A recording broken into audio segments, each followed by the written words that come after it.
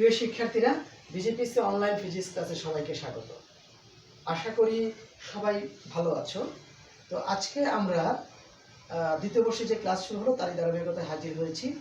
যে অধ্যায় থেকে আমরা আলোচনা শুরু করেছিলাম সেই অধ্যায়টি হচ্ছে তরঙ্গ। তরঙ্গ অধ্যায়ের প্রথম দিকের আলোচনায় আমরা প্রাথমিক আলোচনা করেছি এবং অগ্রগামী তরঙ্গের সমীকরণ আলোচনা করে তার প্রায়োগিক দিক নিয়ে কথা বলেছি।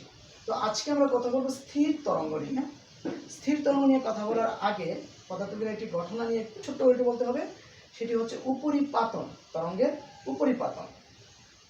অর্থাৎ কোনো একটা মাধ্যমে যদি একই সাথে দুই বা ততোধিক তরঙ্গ চলমান থাকে তাহলে কি হবে সেটা আমরা উপরিপাতনের ঘটনা থেকে ব্যাখ্যা করতে পারি। তো আমরা কথা বলছি উপরিপাতন নিয়ে।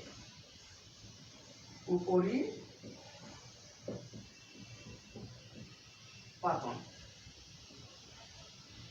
বিজ্ঞানী হাইগেন্স খুব সহজ একটি সূত্রের মাধ্যমে এই উপরিপাতন ঘটনাটিকে ব্যাখ্যা করেন। অর্থাৎ যদি কোনো মাধ্যমে দুই বা তার চেয়ে বেশি তরঙ্গ একই সাথে গতিশীল হয় তাহলে মাধ্যমের কণার লব্ধি সরণটা হবে প্রত্যেক তরঙ্গের জন্য পৃথক পৃথকভাবে যে সরণ হবে সেই তরঙ্গের ভেক্টর যোগফলের সমান। ধরুন দুইটা তরঙ্গ, একটা y1 আর একটা হচ্ছে y2। দুটো তরঙ্গে একটা মাধ্যমের একটা কণাতে আপতিত হবে একই সাথে, তবে ওই কণার লব্ধি সরণ y সমান হবে, y ভেক্টর সমান হবে y1 ভেক্টর যোগ y2 ভেক্টর। অর্থাৎ তাদের ভেক্টর যোগফলটাই হবে লব্ধি সরণের মান। এই ঘটনাটাকে বলা হয় উপরিপাতন বা সুপারপজিশন। উপরিপাতন খুবই গুরুত্বপূর্ণ ঘটনা, কারণ এর মাধ্যমে আমরা ব্যবহারিক পদার্থবিজ্ঞানের ব্যবহারিক ক্ষেত্রে অনেক গুরুত্বপূর্ণ তিনটা ঘটনা ব্যাখ্যা করতে পারি। এর একটা হচ্ছে বিট, তারপর হচ্ছে তরঙ্গের ব্যতিচার, তারপর হচ্ছে স্থির তরঙ্গ।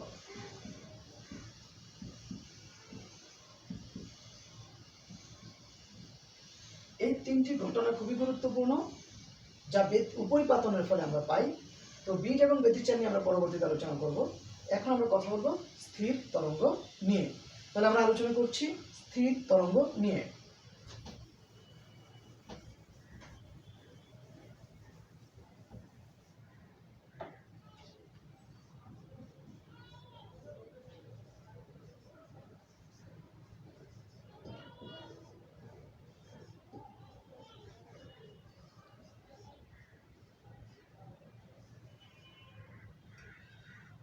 প্রিয় শিক্ষার্থীরা, খেয়াল করো, আমরা পুকুরের পানিতে তরঙ্গ সৃষ্টি করে উদাহরণ দিয়েছিলাম গত ক্লাসে। তো আজকে আমরা মনে করলাম এখানে পুকুর আছে,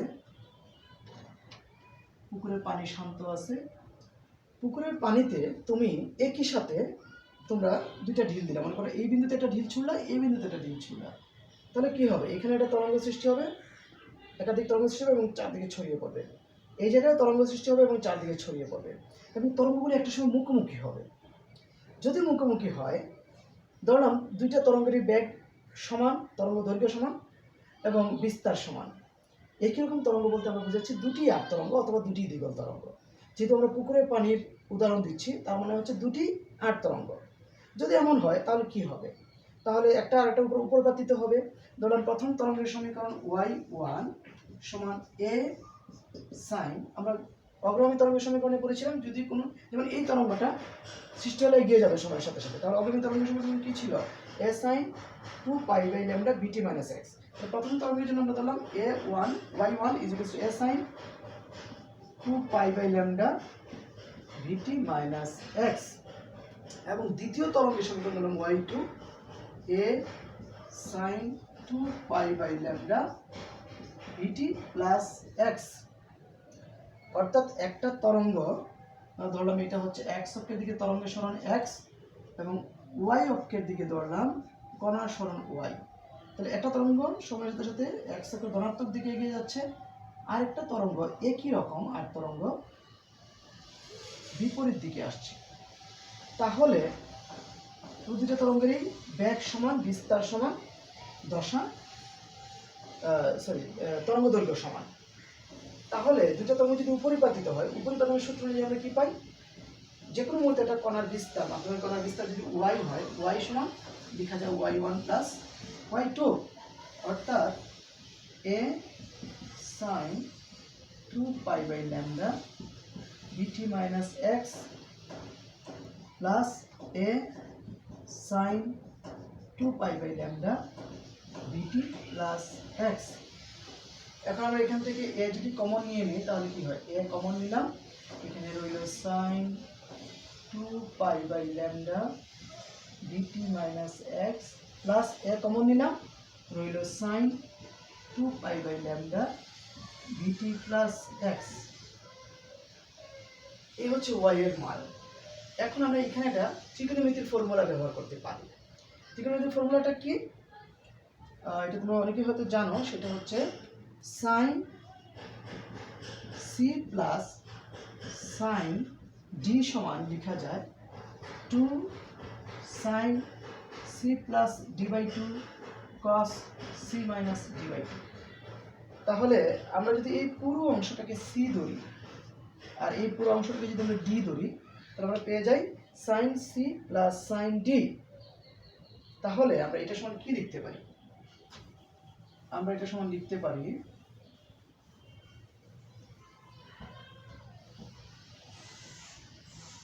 এই অংশটাকে ধরছি সি, এই অংশটাকে ধরছি ডি, তাহলে ফর্মুলাতে পড়ে গেল sine C plus sine D. তাহলে আমরা ওয়াই সমান লিখতে পারি, ফর্মুলাতে একটা 2 আছে, তাহলে 2টাকে যদি এর পাশে নিয়ে আসি তাহলে এটা হয়ে গেল 2a, আর সাইন সি প্লাস ডি/2, তাহলে লিখে গেলে সি প্লাস ডি/2 সমান কত হয়, সি কত ধরছি আমরা, সি হচ্ছে 2π/λ বিটি minus x plus D, D কত 2π/λ বিটি প্লাস এক্স।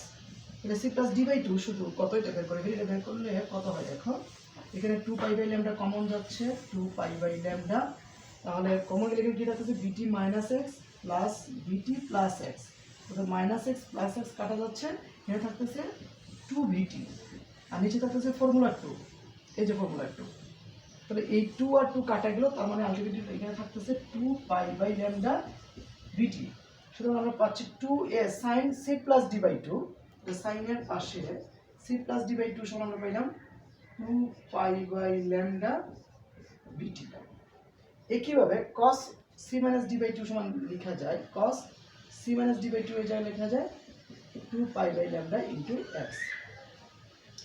এখন আমরা এই 2a কে এবং cos 2π/λ ইনটু x এই পুরো অংশটাকে যদি বড় হাতের a দ্বারা প্রকাশ করি তাহলে এর সমান লেখা যায় a sin 2π/λ বিটি, আর এটাই হচ্ছে স্থির তরঙ্গের সমীকরণ। আর প্রশ্ন হচ্ছে এটা স্থির তরঙ্গের সমীকরণ বুঝবো কিভাবে, আমরা দেখি যে সাইনের পরে যে দশাকোণের অংশটা আছে এখানে বিটি মাইনাস এক্স বা বিটি প্লাস এক্স জাতীয় রাশি নেই, তার মানে কি দশা একই, দশার পরিবর্তন হচ্ছে না, সুতরাং এটি হচ্ছে স্থির তরঙ্গের সমীকরণ।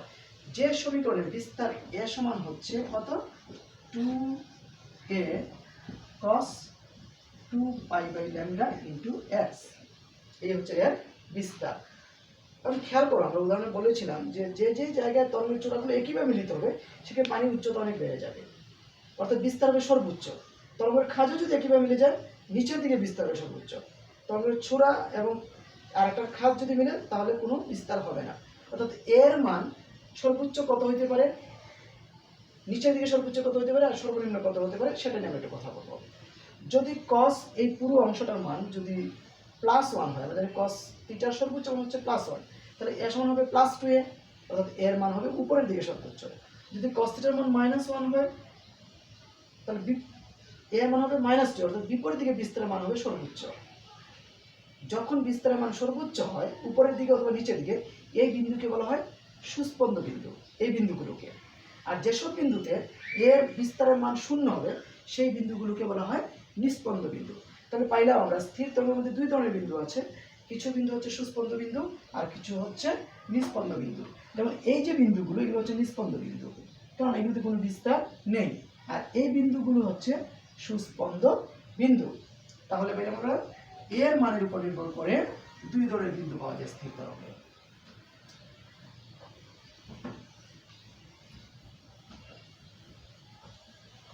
কি সেগুলো? সেগুলো হচ্ছে সুস্পন্দ বিন্দু নিয়ে প্রথমে আমরা কথা বলছি। সুস্পন্দ বিন্দু, সুস্পন্দ বিন্দু আমরা কখন পাবো? যদি এ এর মান উপরের দিকে সর্বোচ্চ হয়, অর্থাৎ এ এর মান যদি +2a হয় অথবা -2a হয়, তাহলে পাবো আমরা সুস্পন্দ বিন্দু। মানে এর মান +2a কখন হবে? যদি cos 2π/λ x এর মান +1 হয় তাহলে হবে +2a, যদি -1 হয় তাহলে হবে -3a। তার মানে হচ্ছে যখন কখন কখন হবে? যখন cos 2π/λ x সমান প্লাস অথবা -1 হবে। এই বিন্দুগুলো হবে সুস্পন্দ বিন্দু। এখন cos থিটার মান +1 হবে কখন? আমরা এই অংশে যদি থিটা বিবেচনা করি তাহলে 2π/λ x সমান +1 হবে যদি 0 ডিগ্রি হয়, যদি পাই রেডিয়ান হয়, যদি 2π হয়, ডট ডট ডট n পাই হয়, যেখানে n এর মান 0, 1, 2, 3 ইত্যাদি স্বাভাবিক সংখ্যা। তাহলে 2π/λ x সমান এই মানগুলো হলে আমরা সুস্পন্দ বিন্দু পাবো। আমরা একটু এগিয়ে যাই, যদি এইটার সময় আমরা শুধু 0 ধরি তাহলে x এর মান আমরা কত পাই? অর্থাৎ x সমান যদি 0 হয় তাহলে 2π/λ 0 সমান 0 হয়ে যাবে এবং cos 0 মান +1 হবে, আমরা a সমান +2 পাবো। অর্থাৎ x সমান 0 হলে আমরা পাবো +2। আবার x সমান যদি মানে এই এটা যদি পাই হয়, 2π/λ x সমান যদি পাই হয় তাহলে x এর মান কত হচ্ছে? λ/2। অর্থাৎ x এর মান 0, λ/2, 2λ/2 ইত্যাদি যখন হবে তখন আমরা পাবো এভাবে করলে আমরা নিতে পারি n λ/2। অর্থাৎ অর্ধ তরঙ্গ দৈর্ঘ্যের সহগ যদি 0, 1, 2, 3 ইত্যাদি হয় তাহলে আমরা পাবো সুস্পন্দ বিন্দু। ফাইনালি আমরা পাইলাম x সমান যদি 0 হয়, আমরা একটু গুছাইটা লিখতে পারি, 2λ/4 হয়, 4λ/4 ডট ডট, অর্থাৎ λ/4 এর সহগ যদি জোড় সংখ্যা হয় 2n λ/4, অর্থাৎ λ/4 এর জোড় গুণিতক যে বিন্দুগুলো সরল সেই বিন্দুগুলোতে হবে সুস্পন্দ বিন্দু। এখন আমরা দেখি কোন কোন জায়গায় নিস্পন্দ বিন্দু হবে। আমি শুরুতেই বলেছিলাম যে তরঙ্গ চূড়া আর খাঁজ মিলিত হলে কোনো আন্দোলন হবে না, তবে বিস্তার কত হবে? বিস্তার এর মান যদি 0 হয় তখন আমরা পাবো নিস্পন্দ বিন্দু। তাহলে নিস্পন্দ বিন্দু আমরা কখন পাচ্ছি? আমরা লিখছি নিস্পন্দ বিন্দু পাচ্ছি যখন এর মান 0 হচ্ছে। এর মান 0 হবে কখন? 0 হবে যদি cos থিটার মান 0 হয়, অর্থাৎ cos 2π/λ x সমান যদি 0 হয় তাহলে a সমান হবে 0। এখন cos 2π/λ x সমান 0 কখন হবে? 2π/λ x সমান যদি কত হলে 0 হবে? সেটা হচ্ছে যদি 90 ডিগ্রি হয়, অর্থাৎ π/2 হয়, 3π/2 হয়, ডট ডট ডট, অর্থাৎ যদি 2n + 1 অর্থাৎ π/2 এর যদি বিজোড় গুণিতক হয় তাহলে আমরা পাবো নিস্পন্দ বিন্দু। এখানে আমরা একটু দেখাতে পারি যে x সমান কত হলে আমরা নিস্পন্দ বিন্দুগুলো পাবো। তাহলে x সমান আমি যদি π/2 ধরি, x এর মান কত হয়? x এর মান হয় π/2 যদি ধরি তাহলে কত হয়? এটা হচ্ছে যে x π/2 π কাটা গেল, তাহলে λ/4। x সমান যদি λ/4 হয় অথবা 3λ/4 ডট ডট ডট 2n + 1 λ/4, অর্থাৎ যে সমস্ত জায়গায় λ/x এর মান বা সরণের মান λ/4 এর বিজোড় গুণিতক হবে সেখানে আমরা পাবো নিস্পন্দ বিন্দু। এই ছিল স্থির তরঙ্গ নিয়ে আমাদের আলোচনা। তো আমরা একটা ছোট্ট গাণিতিক সমস্যা সমাধান করে ফেলি, খুব ছোট একটা সমস্যা তোমাদের একটু দেখাই দিই। এখানে আমরা একটু খেয়াল করি, এই বিন্দুকে বলা হচ্ছে আমার নিস্পন্দ বিন্দু। তাহলে এইটা হচ্ছে একটা পুরো তরঙ্গ দৈর্ঘ্য। তাহলে পরপর দুটি নিস্পন্দ বিন্দুর দূরত্ব কতটুকু? পরপর দুটি নিস্পন্দ বিন্দুর দূরত্ব হচ্ছে তরঙ্গ দৈর্ঘ্যের অর্ধেক। মনে করো লেখা আছে যে পরপর দুটি নিস্পন্দ বিন্দুর দূরত্ব, পরপর দুটি নিস্পন্দ বিন্দুর দূরত্ব 0.5 মিটার এবং তরঙ্গের কম্পাঙ্ক 320 হার্জ, এর ব্যাগ কত? তাহলে ব্যাগটা আমরা জানি যে ব্যাগ আমরা যেটা সমাধান করতেছি বি ইকুয়ালস টু কত আমরা জানি এফ ল্যামডা। এখানে এফ এর মান দেয়া আছে কত 320 হার্জ।